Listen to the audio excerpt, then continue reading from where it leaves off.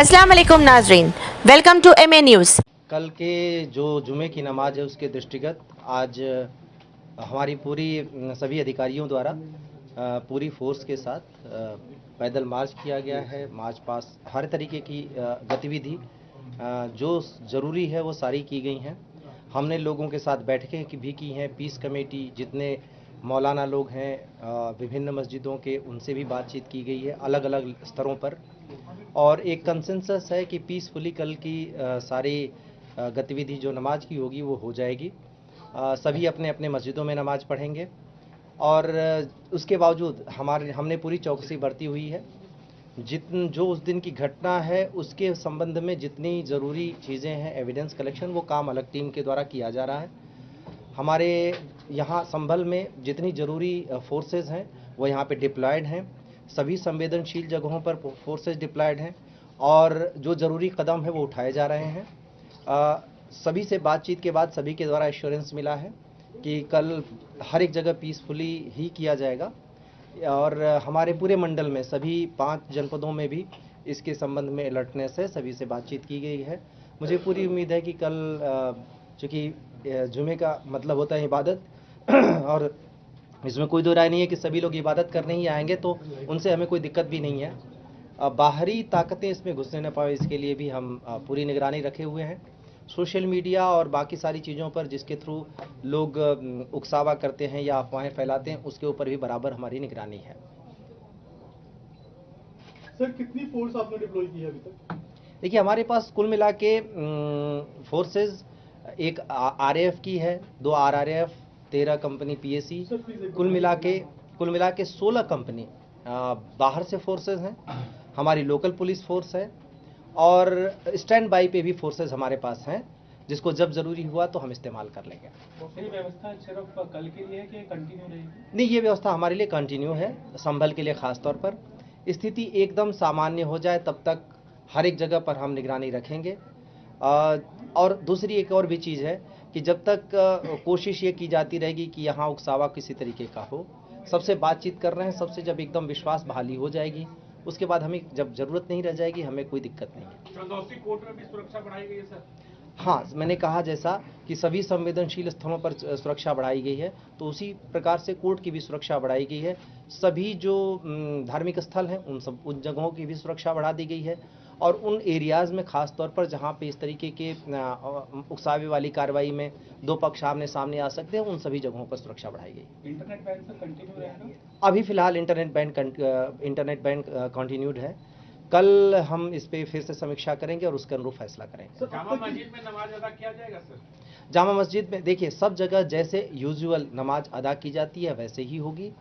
एक अपील की है, डीएम और एसपी ने बातचीत भी की है उस मस्जिद कमेटी से कि कम संख्या में लोग आवें ज़्यादा बेहतर है और क्योंकि वो एक हॉट स्पॉट है, उस जगह पे उपद्रव हुआ, बहुत सारी चीज़ें, साक्ष्य भी कलेक्शन हो रहा है, तो कई सारी चीज़ों के दृष्टिगत ये कहा गया कि अगर कम संख्या में लोग आवें और जिस पर मस्जिद कमेटी सहमत भी है, हमें कोई इस पर दिक्कत नहीं है कि लोग शांतिपूर्ण तरीके से जहाँ पे भी नमाज पढ़ते हैं वहाँ पे नमाज पढ़ें। जो लोग जामा मस्जिद में नमाज पढ़ते हैं, कोई दिक्कत नहीं है। सर, से हर्जाना वसूला जाएगा क्या? अभी हम जितना डैमेज हुआ है, जो क्षति हुई है, सबका आंकलन कर रहे हैं। सर, प्रशासन की तरफ से जो शाही मस्जिद है, कल नमाज होनी है वहां पर, तो क्या कोई नमाजियों की संख्या पर कोई कैप लगाया गया है या फिर ऐसा कुछ डिसाइड किया है कमेटी की तरफ से मिलकर, कमेटी के साथ मिलकर, कि आसपास के लोग ही आएं और बाहर के लोगों को नहीं आने दिया जाएगा या वेरीफाई किया जाएगा? बाहर के लोग तो नहीं आवे तो अच्छा है, ये बेहतर है। देखिए, मस्जिदों में जनरली उस जगह के लोकल लोग ही जाते हैं, बाहर के लोग तभी जाते हैं जब उनके पास कोई और विकल्प ना हो। ये एक परिपाटी, एक परंपरा रही है, तो परंपरा का उल्लंघन क्यों करेंगे। हमारी ये भी कोशिश है कि वहाँ कम से कम लोग आवें, क्योंकि आप जानते हैं संवेदनशीलता उसकी बढ़ गई है। इसमें कोई दिक्कत नहीं है कि वहाँ बहुत कम संख्या में लोग इकट्ठा हों। आने वाले लोगों की जांच की जाएगी, तलाशी ली जाएगी, आधार कार्ड चेक किया जाएगा सर? बिल्कुल किया जाएगा। हमने हर एक जगह संवेदनशील जगह पर 3 लेयर की सुरक्षा बैठा रखी है। जहाँ पे ज़रूरी हो रहा है लोगों की जांच भी कर रहे हैं। मैंने कहा जब तक विश्वास बहाली नहीं हो जाती तब तक ये करना ज़रूरी है और हम कर रहे हैं।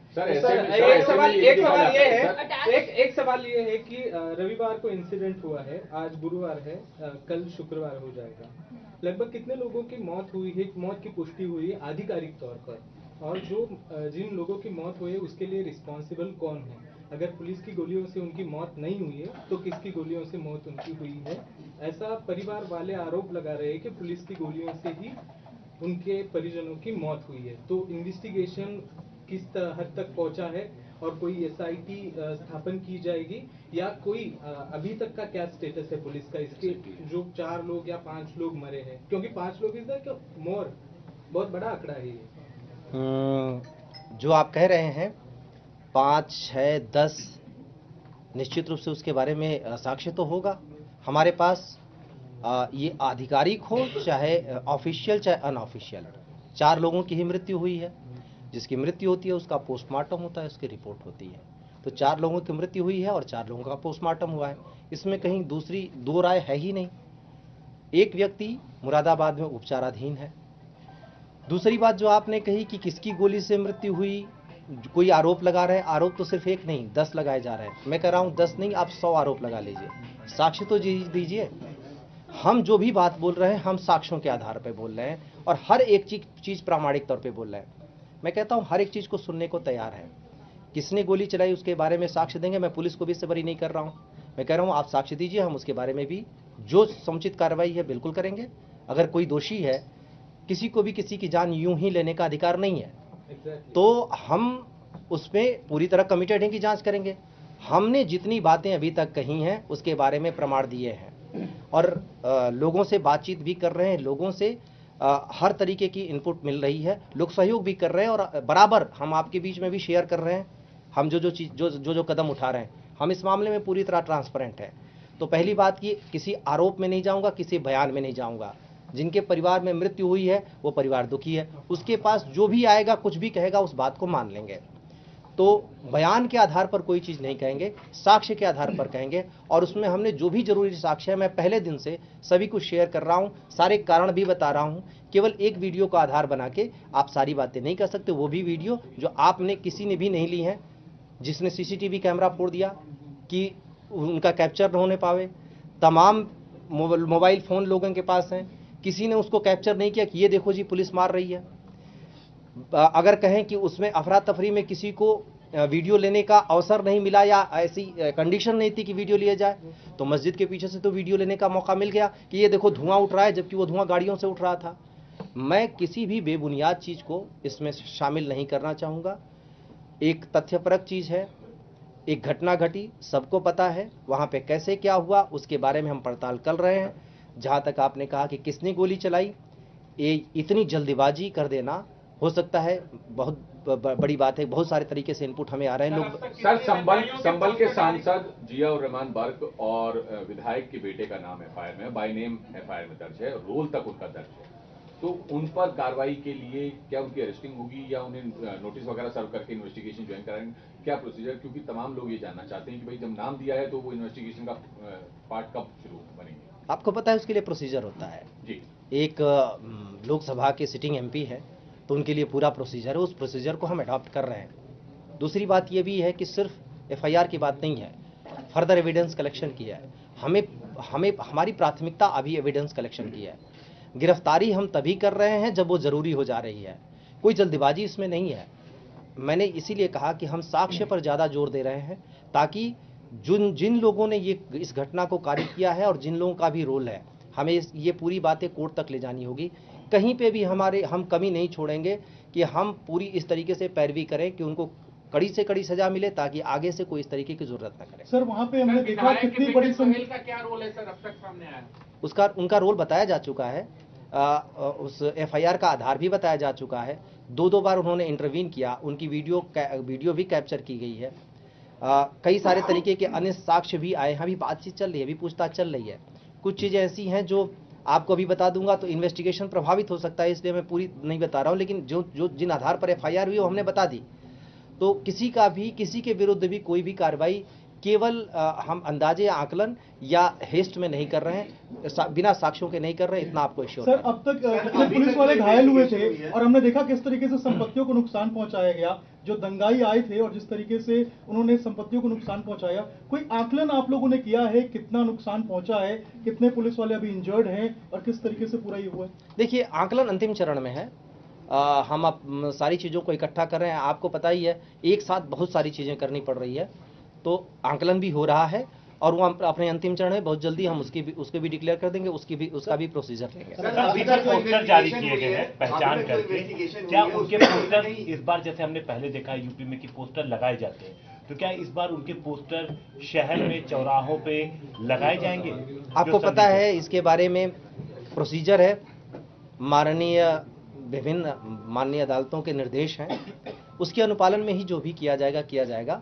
हम कानूनी दायरे से बाहर एक भी चीज नहीं करेंगे। सर अब तक जितने 4 लोगों की पुष्टि की गई है सर, उनमें कितने परिजनों की ओर से सर एफआईआर कराई गई है और क्या नामजद कराई गई है या अज्ञात में कराई गई है? सर 4 लोगों की मृत्यु हुई है, 4 लोगों के परिजनों के द्वारा एफआईआर दर्ज कराई गई है। हाँ, संभल में एक व्यक्ति उपचाराधीन है, उनके परिजन की तरफ से मुरादाबाद में 0 एफआईआर कराई गई है और चूंकि उपचाराधीन है तो जाहिर सी बात है अभी हत्या के प्रयास में ही किया गया है। सर अभी तक सभी एफआईआर अज्ञात में है। सर अभी तक जांच में क्या कुछ निकल के सामने पाया है? अभिषेक सर, साजिश की बात है क्या? एक सेकंड सर, अभी तक जो इन्वेस्टिगेशन हुई है उसमें कहीं ना कहीं ये लग रहा है कि ये जो दंगा था ये पहले से प्री प्लान था, और अगर प्री प्लान था तो ये कितना बड़ा इंटेलिजेंस फेलियर है लोकल पुलिस का, और क्या पुलिस के अधिकारियों के खिलाफ भी एक्शन लेने का कोई प्लान है आपका? देखिए, जब आप प्लान दंगा है तो इसका इन्वेस्टिगेशन हुआ है। देखिए, ये भी एक थ्योरी है जो चलाई जा रही है कि इंटेलिजेंस फेल्योर, प्रशासनिक फेल्योर। मैं इस पे बहुत स्पष्ट कर दूं आपको, मैंने पहले भी बताया था कि हमें इनपुट था, उसके अनुरूप हमने व्यवस्था की थी। हमारे पास जितनी अवेलेबल फोर्सेस थी वो हमने लगा दी थी। आपने देखा, हमने ड्रोन कैमरा लगाया था। अगर इंटेलिजेंस नहीं रहा होता तो हमने ये सारी व्यवस्थाएं क्यों की होती?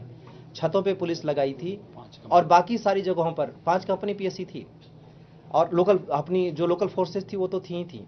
जब आप सवाल कर रहे हैं तो ऐसा लग रहा है कि जैसे मेले में भगदड़ हो गई कि प्रशासनिक व्यवस्था फेल हो गई, या फिर कहीं बम फट गया कि प्रशासनिक व्यवस्था फेल हो गई।